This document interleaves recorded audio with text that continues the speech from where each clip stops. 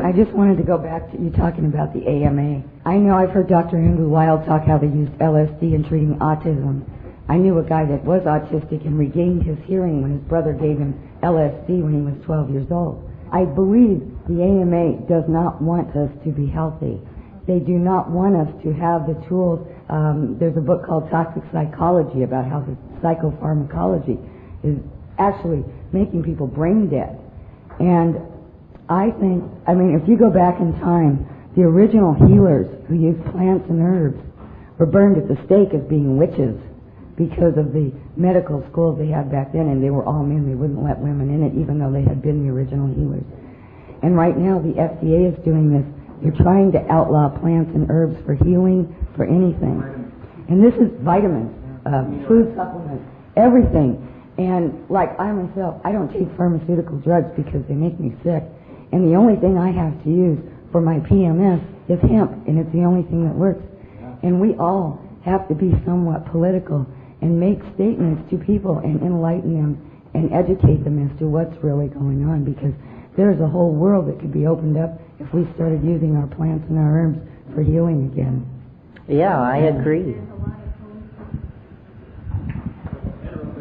There's a lot of holistic centers opening up all over. I was just in one in Leavenworth, Washington, and it was really rewarding and wonderful to see a physician actually reaching out and searching other healers, a shaman, and also herbalists, everybody in her private practice. So it is coming in, and it's very slow, but it's coming around.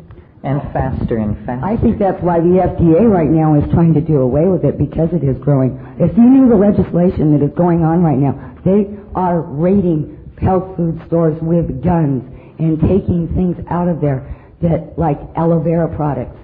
And they're saying they've never been tested, we haven't approved it, and they're taking, I guarantee you this is happening right now. And that's why you have to be aware. And you have to educate people about it. But you see, at the same time, they're granting the first INDs for psychedelic research in 30 years. So instead of taking a paranoid view, that they are against it and us, I just think that if you dissect these human institutions, what you find always are individuals, and usually these institutions are fraught with internal conflicts about what they're doing. There's a lot of fear, there's a lot of mistrust, and very few people go around rubbing their hands together and cackling over the fact that they are committing acts of pure evil. Most people have some kind of internal story that tells them that they are doing the very best they can. It's just that there are also a lot of jug-headed misconceptions about what the best we can actually means. This is why dialogue is so important, why free speech is such a powerful notion.